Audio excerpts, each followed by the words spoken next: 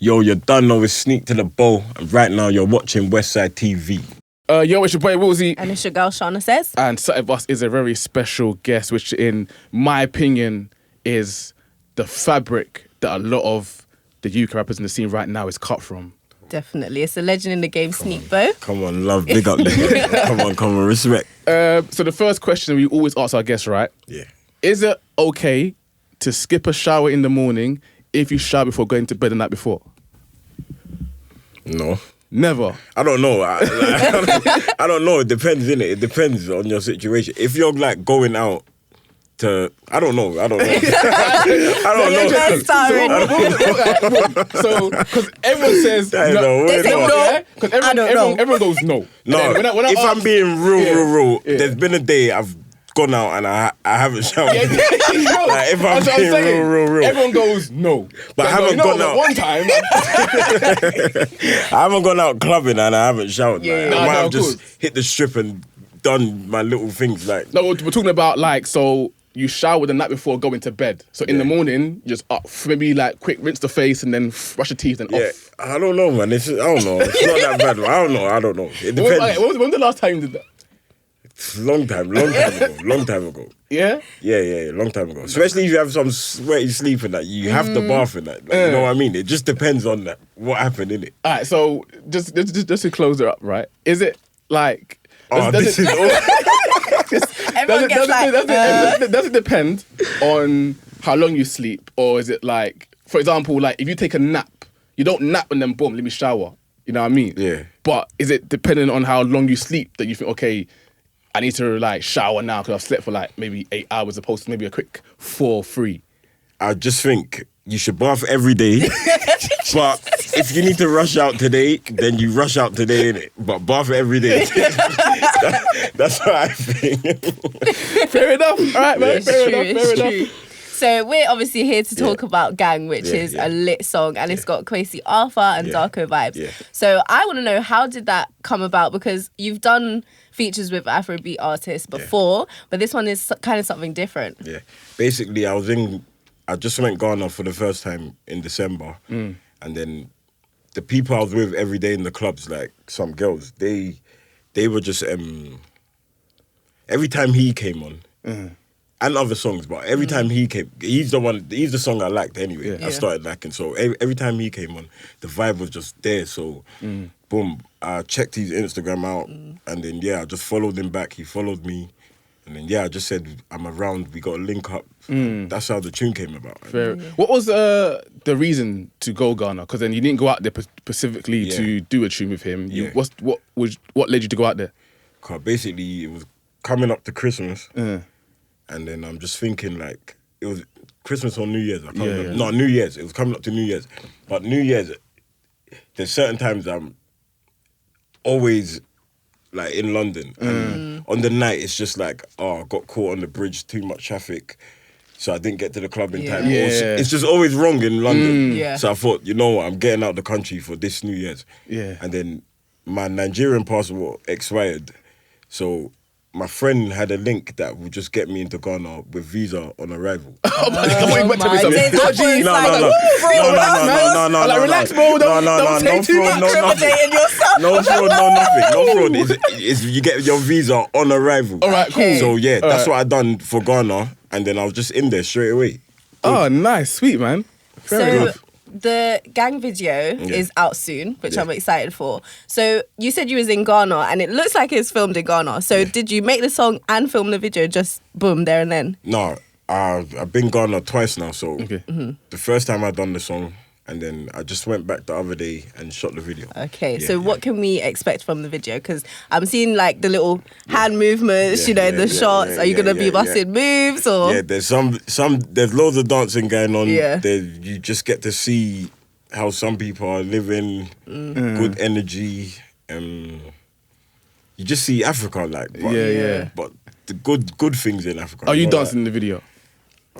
I can't remember. I might have been behind the scenes. But I don't know if it's in the video. I can't remember. Fair enough, man. Fair enough. So what it's like, I remember your sort of ride. I remember I was in secondary school when it was happening, right? Sorry, how old are you? I'm 26 now. Okay, I'm 26. Okay. So same age. I remember. So in secondary school, I remember the rise, and it was like you was like freestyling on a lot of like bashment dancehall type beats, and I kind of like, if I'm thinking about you doing it back then and what's happening now, it just seemed to me that you kind of pioneered the sort of Afro-Caribbean type of definitely. swing of things going right now. Do you feel like you're kind of like the pioneer of what is currently popping now? No, 100%. 100%. Like, the songs I hear now, I've been doing that. 10 years ago, you know, like that.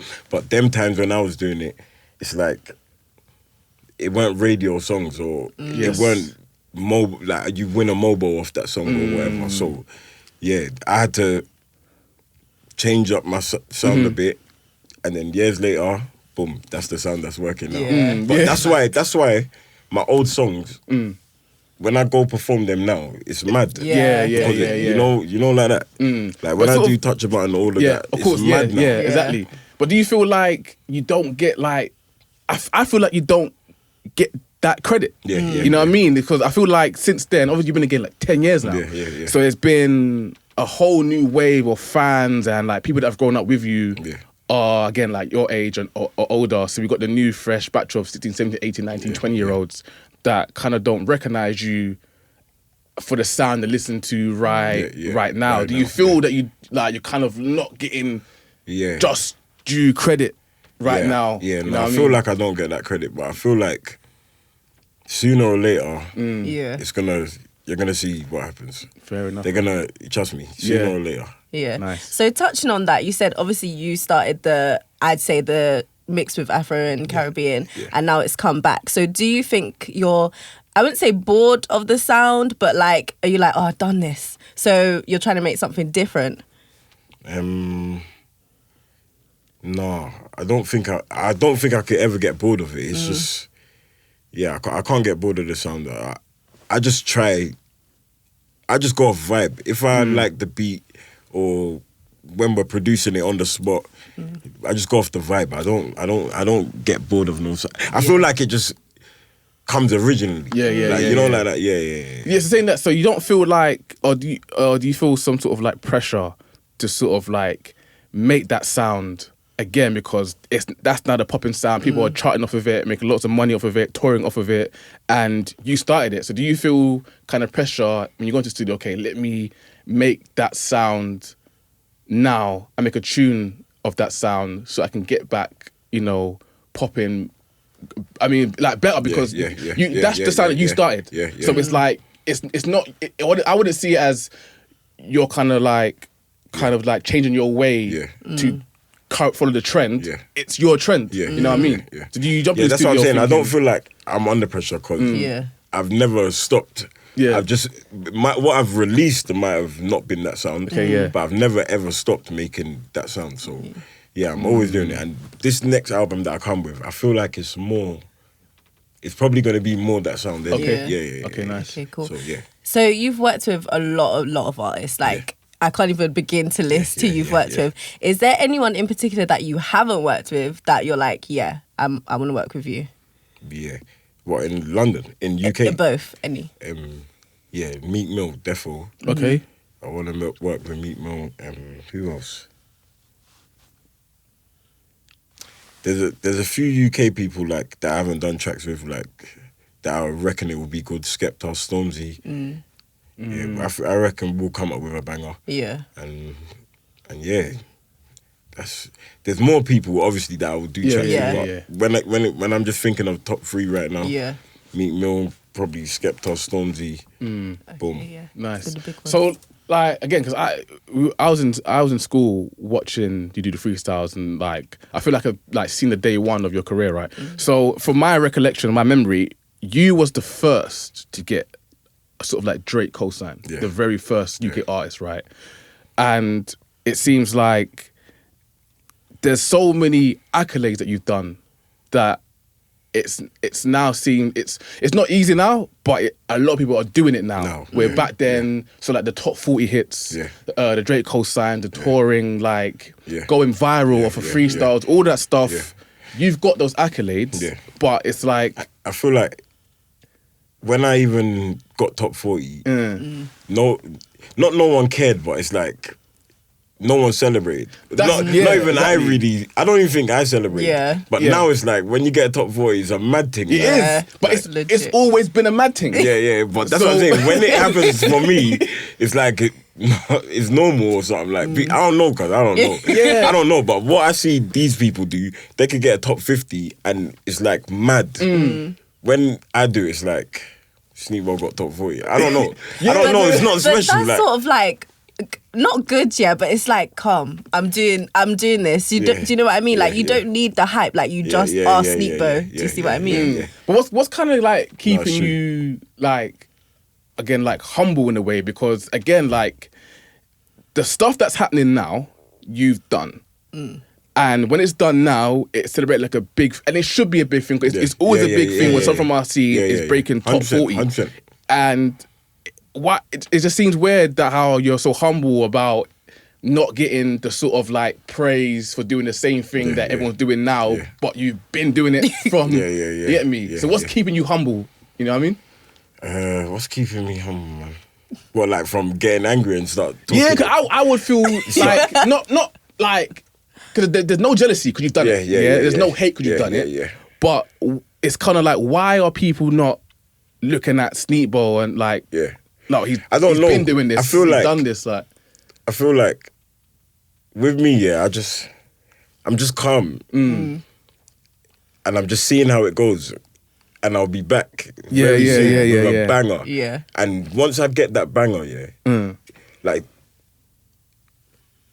I've realized that even when I dropped Active, like Active showed me that once I get that banger, all my old songs are like back, like everything's just booming again.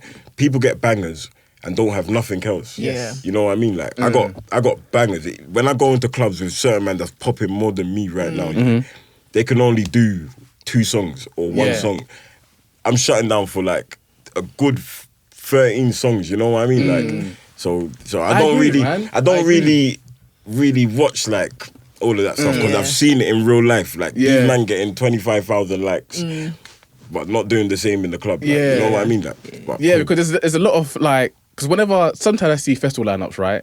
I think to myself, okay, they're headlining, the stage, they've got about 2 songs. Are they going to press repeat for 30 minutes? When there's artists like you who all year round shut down shows with a catalogue of tunes, and it's like, again, I don't know, man, I just feel like I'm like, need to like, be that you're like a one-man Sneakbo army because why is like I feel like sometimes the industry, it's just who's popping, man. Because I don't know if people have sense. Like certain men only have 1 song, man, and they'll be in good places. I figure just give me that chance. Please. Just let me show the people that I can shut down this place. I never get that chance. But you know what, bro? We're speaking as though you're some sort of newcomer. Give me a chance. I know. 10 years in the game. 10 years. Like 10 years, and that was my first time touring. You know what I mean? Like I've seen Bear Man come and start touring of 3 songs, 3 songs. Nah, fam, it's mad, fam. Like man got 2-3 songs, man, touring. Yeah, it's crazy, wait man. 10 years.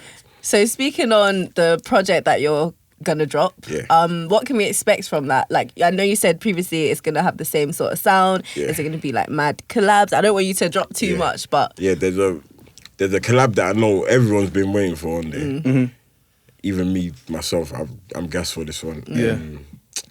What else? There's few good collabs, and like it's just gonna be hard, man. It's gonna be better than, I feel like it's better than Brixton. I feel like the way I'm rapping, what I'm talking about, because Brixton, I feel like I was just in an emotional place and talking about my hood and that. But now I feel like I've lived life, I've travelled, I've done bare, even though I've been doing that, but Brixton, I was just focusing on around a Brixton situation or like talking about my friends or whatever. But this one, I just feel like I'm just enjoying myself, man. Just, man, it's just vibes, man. Do you feel like maybe of recent years, you've taken a slower approach? And what I mean by that is like early in your career, it was like you was jumping at loads of opportunity to like, for example, I remember when OG Nikki was like coming about. You were the first to jump on the shoot with her, and the tune that you made sense. So you was always like snatching opportunities. Boom. Whereas now it feels like you're taking less moves, but bigger moves. You know what I mean? So is that? So I guess I'm asking, what's brought about the slower pace where, okay, let me not jump on that and that and that, let me be more strategic with how I move? I'm not too sure, man. I just think it's life, because honestly, when I was doing that OG Nicky stuff, I didn't plan it like that I'm just gonna be moving sick and going on the hot stuff. It was just happening at the right time, you know what I mean? Like so I don't know. It's probably even down to like the manager I might have or whatever. Nice. I don't know, man. I don't know. Lastly, from me, just your opinion on like the current wave of now. A lot of US artists are coming over to the UK, but for me, all they're doing is stand next to people. They're not really collabing, or when they do, they don't really promote the tune coming out. It just literally US artists are coming over here and stand next to UK artists. Are sort of like, it feels like sort of like they're trying to kind of like suck energy. Let me show you what it is. What I believe anyway. I believe when they come over here, because when they come over here, it helps both of us. Like, it helps both of us, but it helps them in it, because they're here now, they're with whoever, boom, the whole scene's gas talking about, my man's helping this guy or whatever. He's doing that in the same next country, somewhere else, somewhere else, but no one's actually coming to America and jumping on the shows out there. We're performing in London, or you know, like where people know us. Like, but I don't know, innit? I don't know, innit? We'll see. Are you kind of like staying away? You could then use the third person to get a Drake co-sign. Yeah. I think even Drake even said that, how he took your flow on Take Care. You know what I mean? So it's like you're the pioneer, you're the first. And when these US artists come about, you kind of like, you don't rush to go and be next to them. Is that kind of like, okay, like, because I've done it and been through that, I don't really, and they are popping because they're US artists, but I don't really feel I need to go and stand next to them to kind of make myself pop. You know what I mean? No, defo don't need to stand next to them to pop. I wouldn't mind being next to them to have a good night. Like on a Friday night, cool. But like, I don't know. What was the question again? I got into my next zone. So the youth artists coming over here, right? And they're just standing next to UK artists. Do you feel that you have this pressure, or do you feel any sort of pressure? Like, let me go and back the way, let me go stand next to so and so, get the snap. And then that can kind of help me propel myself. I don't think I need to do that, but I do know some people do it, and it makes them look good. It makes, when that Americans left, it might make the UK radio people or whoever, anyone just get gassed like, we see you doing this, doing that, boom, boom. So it could help the UK artist's career, but I don't feel like I need to do that, or we need to do that. Nice. So can you tell, I don't know if you can, but tell us when about the time that your project is coming so that we can get prepped? It should be when the sun's out. Okay. I don't know what month of them sunny months, but the sun came out the other day. The sun came out. The sun was the other I might day. take that, you know, when the sun's out. Yo, The sun rose this morning, when like, the sun's out. No, alright, cool. When it's summertime, that's when my album should be coming out. So June, July, August, September, October. One of them. Sorry, that don't help. Right? But one of them months. This year, though. This year, 100%. 100% this year. Well, thank you for joining us on Westside, man. No, cool. Anytime, we always spin your tracks when it comes out, man. So thank you for sitting down with us, man. Man, good luck on the rest of the year, on the upcoming projects, man, on the videos that's soon to drop. And just thank you, man. All right, man. Thank you, man. Appreciate it. Thank you so much. Nice. That's your boy, Willzy. And it's your girl, Shahna says, Jeez. Keep it locked, keep it Westside.